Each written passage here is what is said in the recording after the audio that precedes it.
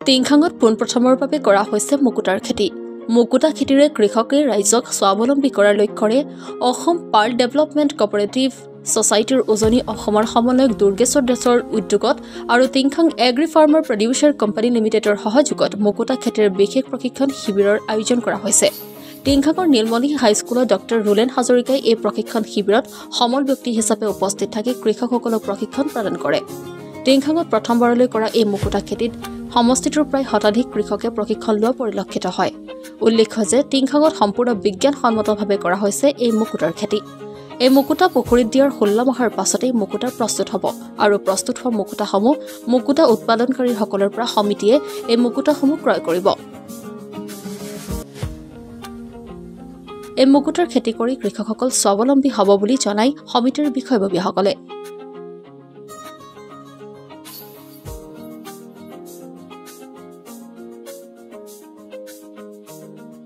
আমাৰ ইয়াত যেটো প্ৰগ্ৰাম চলি আছে এটো মুকুতা খেতিৰ প্ৰশিক্ষণ চলি আছে। এটো আমাৰ কোঅপাৰেটিভ ডিপাৰ্টমেন্টৰ আন্ডাৰতে চলি আছে আৰু সেই হিচাপে আমাৰ উজনিৰ যিজন সমন্বয়ক আছে তেখেতৰ তত্ত্বাৱধানত আমাৰ ইয়াতে মানে এই প্ৰগ্ৰামটো অনুষ্ঠিত কৰা হৈছে আৰু ইয়াৰে আহি পেলাই মই যিমানখিনি ইন্টাৰেষ্টেড ফাৰ্মাৰ পাইছো মোৰ বহুত ভাল লাগিছে। আজি আমাৰ প্ৰথম দিনৰ প্ৰশিক্ষণৰ প্ৰথম দিন আছিল। তো মই তেখেতসকলক ট্ৰেইনিং দি বা যিমানখিনি কৈছো মোৰ বহুত ভাল লাগিছে।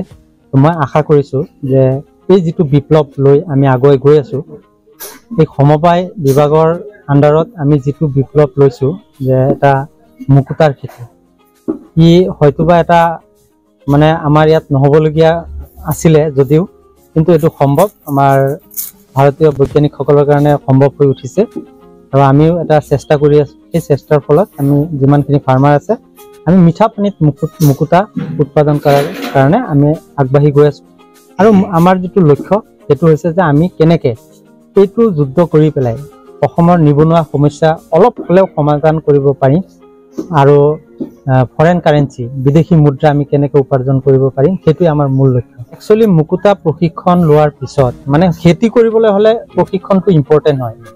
ইম্পৰ্টেন্ট হোৱাৰ পিছত তেখেতে মুকুতা খেতি যেতিয়া কৰিব মুকুতা খেতি কৰা প্ৰথম দিনৰ পৰা হিচাপ কৰি 15 মাহৰ দিনাখনহে মুকুতা ওলাব আৰু তাতে আকৌ ভাগে ভাগে কিছুমান আছে কোৱালিটি আছে যেনেকৈ আমি ৰাউণ্ড পাৰ্লৰ ক্ষেত্ৰত আমি যিমান দিন ৰাখিম কিমান ই ডাঙৰ হৈ গৈ থাকিব। তো যেতিয়া 36 মান্থলৈকে আমি ৰাখিব পাৰো।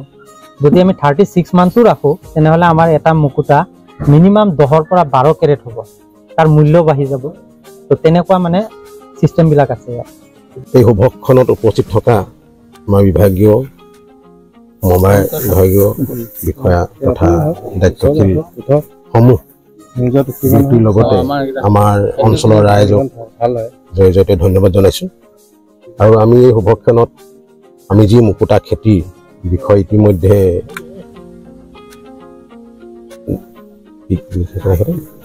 কটকী ডাঙৰীয়া ইতিমধ্যে আপোনালোকৰ জৰিয়তে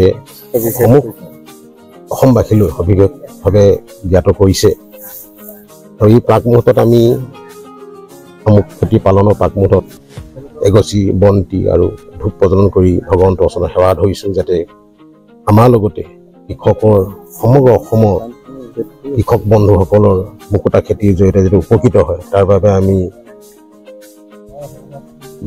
ভগৱানৰ ওচৰত প্ৰাৰ্থনা জনাইছো।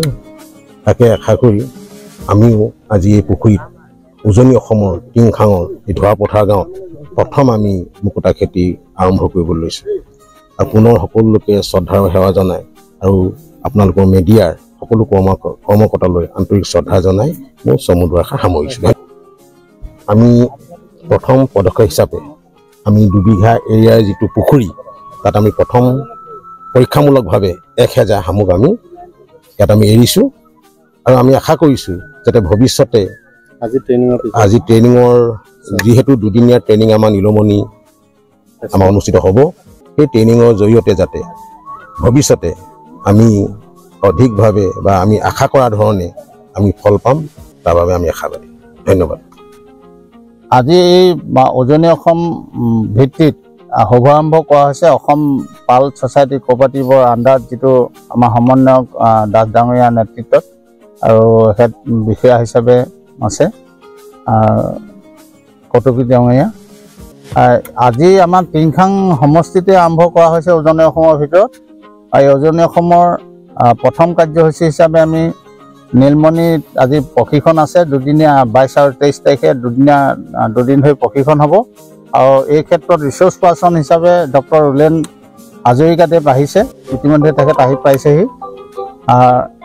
খন্তেক পাছতে নীলমণি এম ভি স্কুলত হাইস্কুলত প্ৰশিক্ষণ আৰম্ভ হ'ব। তাৰ আগতে আমাৰ এই সতীৰ্থ দেৱাওৰাঙৰ পুখুৰীত প্ৰথমবাৰ আৰম্ভ কৰা হৈছে, মেলা হ'ল ইতিমধ্যে। আৰু দ্বিতীয়তে আমাৰ চাণক্য গন্ধিয়াৰ মানে পুখুৰীত আৰম্ভ কৰা হৈছে, আপোনালোকে দেখিছে। আৰু এই কাৰ্যসূচীটো আমাৰ ক্ষেত্ৰত সমাপনৰ ক্ষেত্ৰত আমাৰ টিংখাং এগ্ৰ' প্ৰডিউচাৰ কোম্পানী লিমিটেডে সহযোগ আগবঢ়াইছে। আৰু উজনি অসমৰ সমন্বয়ক হিচাপে দাস ডাঙৰীয়া আছে। আৰু ইয়াৰ পাছত আমি মৃদুল বকলিয়ালৰ তাত আমি ইয়াৰ পৰা শামুক তাত দিয়া হ'ব। তাৰ পাছত হলগুৰি নবীন বাইলঙৰ তাত দিয়া হ'ব। আৰু ৰহনত এটা পাৰ্টি গৈছে বেলেগকৈ, ৰহনতো দিয়া হৈছে। সেইকাৰণে এই যিটো আজিৰ ঐতিহাসিক ক্ষণত যে আমি সকলোকে আন্তৰিক শ্ৰদ্ধা কৃতজ্ঞতা জনাইছোঁ। অসম চৰকাৰে বিশেষকৈ মুখ্যমন্ত্ৰীদেৱে নগাঁৱত যিটো সফলতা আৰ্জনৰ পাছত সমগ্ৰ অসমতে কেনেকৈ মুকুতা উৎপাদন কৰি আমাৰ যুৱকসকল বা পুখুৰী পালকসকল, মাছ পালকসকল মাছৰ লগতে মুকুতা উৎপাদন কৰিব পাৰে, তাৰ দ্বাৰা স্বাৱলম্বী হ'ব পাৰে, সেই উদ্দেশ্য ৰাখি তেখেতেও যথেষ্ট বাকী সভা সমিতিবিলাকত আহ্বান জনাইছে। আৰু আমিও আশা কৰিছোঁ যে আমাৰ এই প্ৰশিক্ষণৰ জৰিয়তে যিসকলে প্ৰশিক্ষণ ল'ব সেইসকলে লাভৱান হ'ব। আৰু পৰৱৰ্তী পৰ্যায়ত মুকুতাৰ যি পৰা শামুকৰ পৰা যি মুকুতা সৃষ্টি হ'ব 10ৰ পৰা 15 মাহৰ ভিতৰত আমি তাৰ সেই লাভালাভলৈ বাট চাই আছোঁ। নগাঁৱত ইতিমধ্যে জোৱাৰৰ সৃষ্টি হৈছে। আৰু যিজন আমাৰ অসম চৰকাৰৰ বিষয়া চক্ৰৱৰ্তী বিশ্বজিৎ চক্ৰৱৰ্তী, তেখেতেও এই ক্ষেত্ৰত পোনপটীয়াভাৱে তদাৰক কৰি আছে। যে মূলতঃ এই ব্যৱস্থাটোৰ লগত যদিও অসম কোঅপাৰেটিভ সমবায় যিখন মানে পাল কোঅপাৰেটিভ ছ'চাইটি আছে, তথাপিতো ইয়াত পোনপটীয়াভাৱে অসম চৰকাৰৰ ইয়াত উদ্যোগ আছে। গতিকে আমি ভাবোঁ যে এই ক্ষেত্ৰত কোনো সংশয় নাৰাখি যে সকলোৱে আগবাঢ়ি আহক। যিসকল পুখুৰী আছে তেখেতলোকে কেনেকৈ কম বেছি পৰিমাণে খেতি কৰিও লাভৱান হ'ব পাৰে, তাৰ কাৰণে এই নতুন উদ্যোগটোত হাত উজান দিয়ক, এই আহ্বান জনাইছোঁ। সকলোকে আন্তৰিক আৰু ধন্যবাদ জ্ঞাপন কৰিছোঁ। প্ৰধানতঃ উজনি অসমত 9খন জিলাত এই অধীনকে দায়িত্ব দিছে ডিপাৰ্টমেণ্টৰ পৰা। আজি বেছিদিন হোৱা নাই, এমাহ হৈছে মই দায়িত্ব পোৱা। প্ৰায় আজি এইটো প্ৰথম কাৰ্যসূচী। আমি কৃষকৰ মাজত আজি শামুক পানীত দিবলৈ আজি প্ৰায় নথৈ আনন্দিত হৈছোঁ। লগত আমাৰ ছাৰ আহিছে, ডিপাৰ্টমেণ্টৰ ছিনিয়ৰ ছাৰ। তেখেতে এইভাগী কাম তেখেতৰ নেতৃত্বতে হৈছে। অসম পাৰ্ল ডেভেলপমেণ্ট ছ'চাইটি এইখন এতিয়া এখন সমবায় বিভাগৰ ৰাজ্যিক ছ'চাইটি হয়। তাৰ তলতে মই চাগে প্ৰথম এংগেজমেণ্ট পাইছোঁ এই ছ'চাইটিত কোঅৰ্ডিনেটৰ হিচাপে। আৰু এতিয়া প্ৰথম কাৰ্যসূচী আৰু আপোনালোকৰ সকলো সহায় সহযোগ ইমানেই ভাল পালোঁ, ভাল লাগিলে। আজি প্ৰথম আমি আপাৰ আছামত এই প্ৰডাকশ্যনৰ কাম আৰম্ভ কৰিছোঁ। আৰু এইটো আমাৰ কণ্টিনিউ চলি থাকিব। যেতিয়ালৈকে আমি গোটেই আপাৰ আছামটো কভাৰ নকৰোঁ তেতিয়ালৈকে আমাৰ এইটো প্ৰচেছ চলি থাকিব। আৰু মাননীয় মুখ্যমন্ত্ৰী মহোদয়ে ইয়াত কৈছে যে আমি মুকুতাৰ সন্ধান কৰিছোঁ। এতিয়া আগতে সাগৰতহে হৈছিলে, কিন্তু আমি এতিয়া মুকুতাৰ সন্ধান কৰিছোঁ। আৰু মুকুতাৰ সন্ধানত আমাৰ কৃষকসকল যথেষ্ট আৰ্থিকভাৱে লাভান্বিত হ'ব। এতিয়া পালন কৰা কথাটো আজিৰ পৰা ইয়াত দুদিনীয়া কাৰ্যসূচী ট্ৰেইনিং কৰিব আমাৰ resource person doctor Rulen Hazarika আহিছে।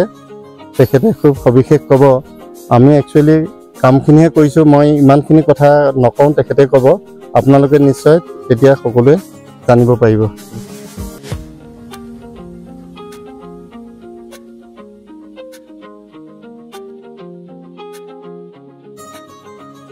News desk report, Assam today.